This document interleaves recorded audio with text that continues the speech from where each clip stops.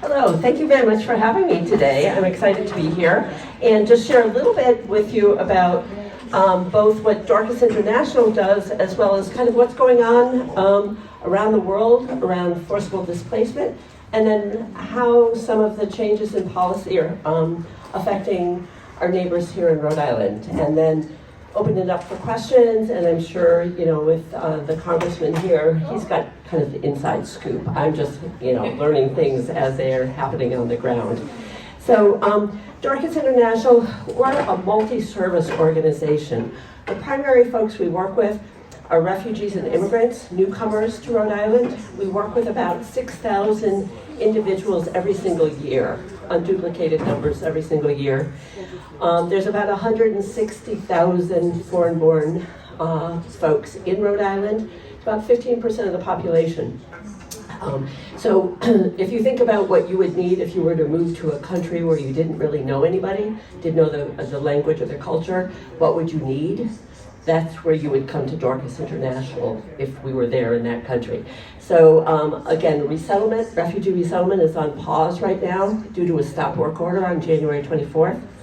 But we provide immigration and citizenship legal services. So we probably help close to 500 people apply for naturalization every year. So of the 1,300 that you were helping to register to vote, we were assisting probably close to 500 of them to apply for, and then we assist them in their interview practice for the test, and offer some classes so that they can prepare for their citizenship. We also offer adult education and job training, which would be inclusive of English classes, as well as helping folks find jobs. Youth services, we help the kids enroll in school, but also with some social emotional supports around, general youth programming, connecting them to mentors. It's tough to be a young person in general, especially a teenager in these days, but to be a foreign-born teenager and really trying to learn everything there is to know about being a young American when you're foreign-born is difficult. We have a social enterprise that's a pinpoint translation services. We provide interpreting and translation. It's a profit-making venture whose profits go back into the mission of the organization. So it's our way of trying to be self-sustaining and not be so dependent on government funding. And then we also provide some clothing and basic needs through our clothing collaborative. If you ever want to get rid of cleaning out your closet and donating some clothes and things to us. So that's basically what we do. This is a little bit about global displacement. These are last year's numbers from June of 2024. There are over 117 million people that were displaced around the country, around the globe. Forcibly displaced. They did not choose to leave their homes. So multiple reasons: war, famine, environmental changes, violence, all different kinds of reasons. And it was the largest ever single increase. It's estimated that nearly 300 million people are going to need humanitarian assistance. Only 35 million of those are classified as refugees. There's a whole process that takes a minimum of 2 years, can be up to 25 years for someone to be classified as a refugee by the United Nations. It's a really complex, security-laden process. So refugees are heavily vetted because if you think about when you're fleeing from your home forcibly, you often don't bring a lot of ID with you. So it is very difficult sometimes to vet folks. And at the maximum, last year, we as a country accepted 125,000 of those millions of people who are forcibly displaced. We accepted 125,000 refugees in this country, and that was the maximum we've done in many, many, many, many years. This year, we're down to 0. I think we resettled 28 refugees since January. So that's kind of the bigger picture and how it comes down to what's going on right now. Feel free to ask questions as I'm going, because I'm going to try to go through quickly, because I know there's a lot of questions. and I want to just tease you with some information, but really find out what you really want to know. So again, last year with the record number of 125,000, we, Dorcas International, resettled 334 refugees with another 125 unaccompanied children, where we connected them. They came out of the shelters, and we connected them to sponsors here in Rhode Island, Massachusetts, and Rhode Island, coming from all these different countries.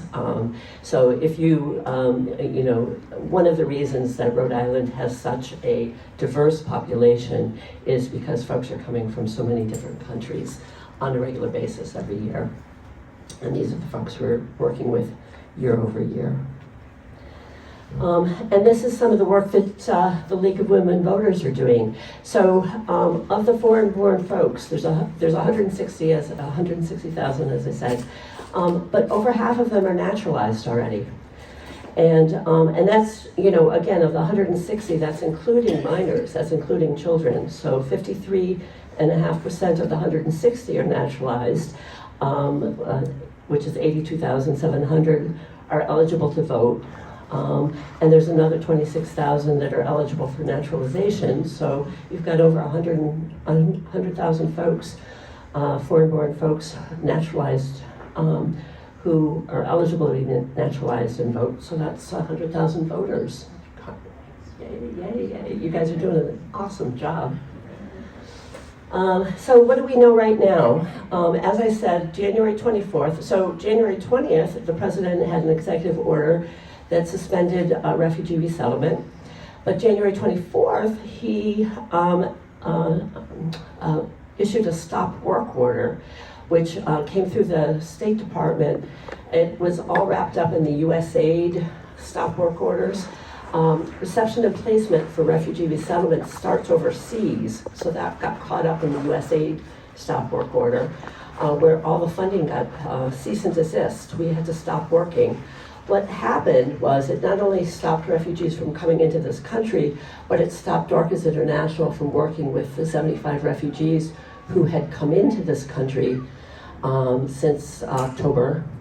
And what happens in the program is we're supposed to be working with these folks for 90 days after arrival. And that means we're their sponsors, so we provide financial assistance to them.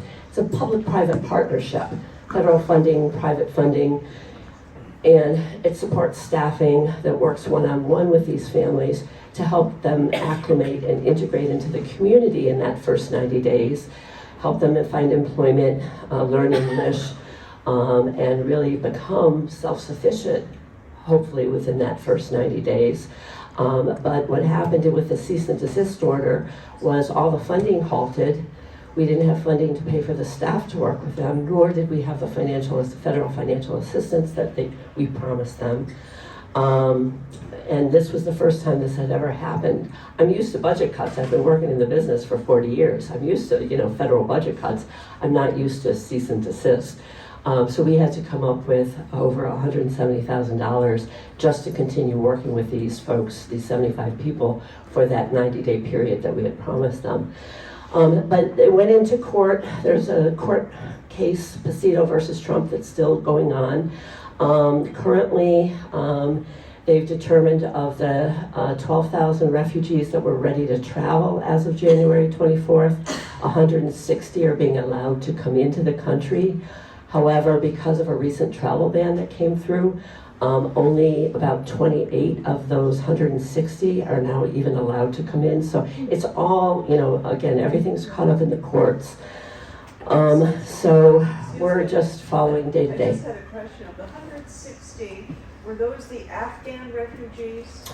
No, the 160 were deemed, and I don't know exactly the criteria, but the case is Pacito versus Trump. So Pacito was a person who I believe Pacito had sold all his furniture and was sitting in the parking lot of the airport ready to go. And someone in that kind of a circumstance, I don't know exactly the criteria, but they were using this high bar for who was ready to go, was how they were determining the 160. Now, interestingly enough, there some of the Afghans have a special immigrant visa. Those folks under the executive order were still allowed to come into the country. They just weren't being provided with the financial support. Hi, I didn't see you sneak in, I'm sorry, Congressman. They weren't being provided the reception and placement financial support that happened with the stop work order, but they were arriving, and we had a family actually come into our office in February, special immigrant visa. They traveled on their own, they were Afghan, so they were allowed into the country with that visa, but they had to find their own way. So we were able to assist them with some private funds, but the 160 could be Afghans. I'm not sure who they are.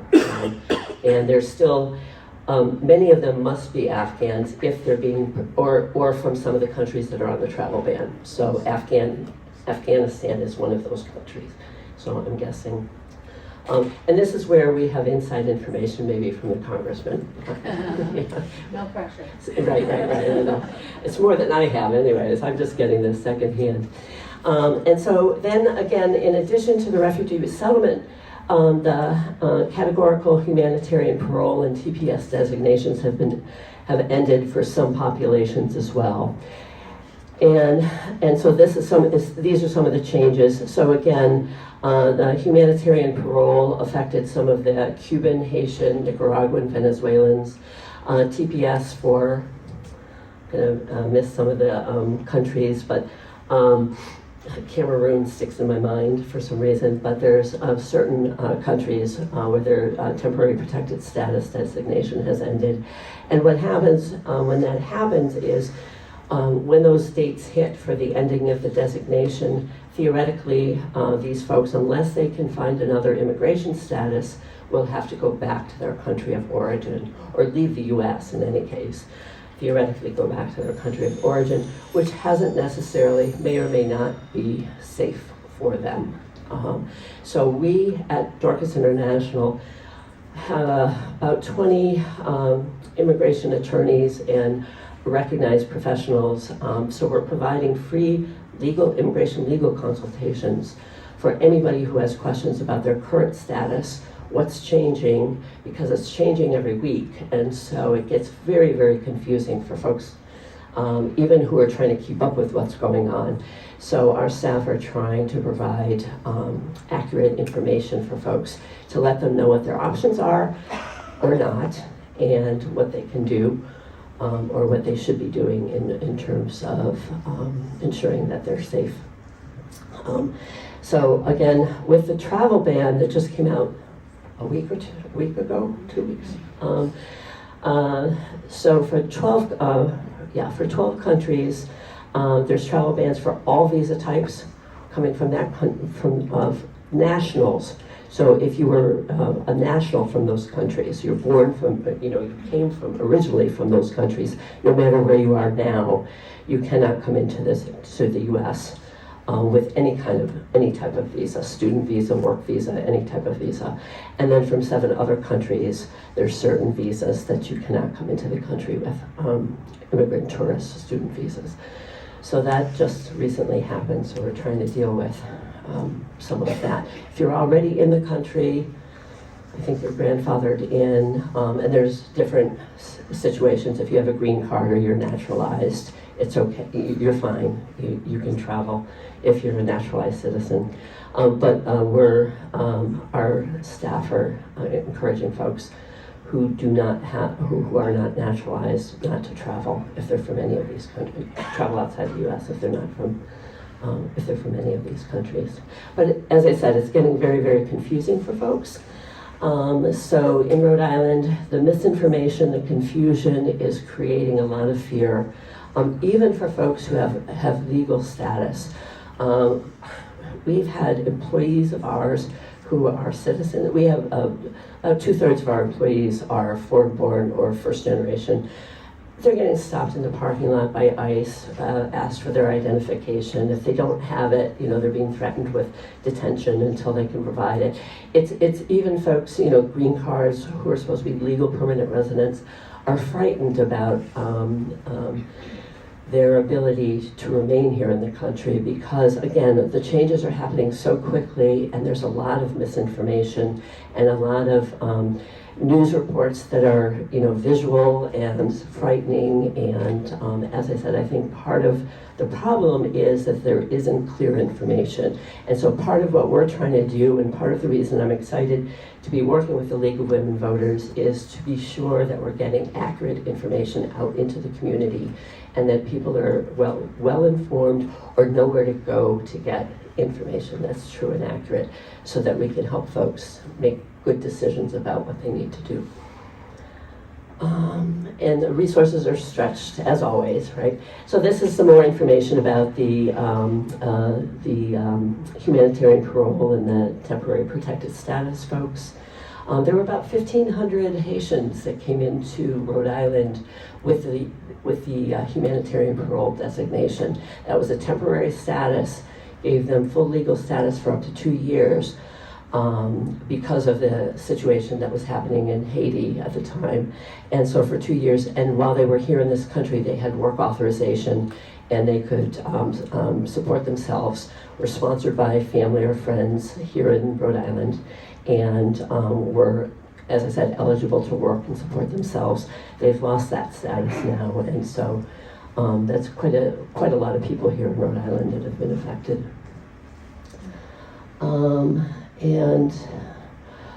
These are the folks who are at risk of being deported. Anyone who's undocumented or out of status and not a U.S. citizen but has been involved in the criminal justice system, and those who are, a security risk, recent arrivals. So, a lot of information I just threw at you, but this is some of the work orders, and we did actually, so we originally in March had lost about $2 million in federal funding because of the refugee stop work order, as well as we had lost a contract for, we were providing free legal representation for unaccompanied children, and that actually gives those children, it helps prevent them from being trafficked, right? So it's a way to represent children, to get guardianship here in the U.S. and to help them seek asylum, because basically their parents let them travel 2,000 miles to get here, and that's identified as neglect. So with a pathway to asylum, they do have a pathway to citizenship. Unlike the DACA, the Dreamers, these kids do have a pathway. And so with free legal representation, it's a key program to helping them become naturalized. And so we felt it was an important program. We received a stop work order in December. It was reinstated. We got another one in February. That was reinstated finally in April. And now we have a contract extension, so we don't know what to expect, but we'll take what we can get to help these kids for as long as we can. But it's been very confusing. I feel like we're a flag whipping in the wind, stop and go and stop and go. But so there we are. Dorcas International, 55% government funding. We have plans to continue our work without public funding, because that's where we expect to be in a couple of years before it's all over. And and how you can help get the information out, as I talked about, and you guys are doing an awesome job with the League of Women Voters here. But here's some of the other ways folks can help. And thank you very much. I'll take questions, but the Congress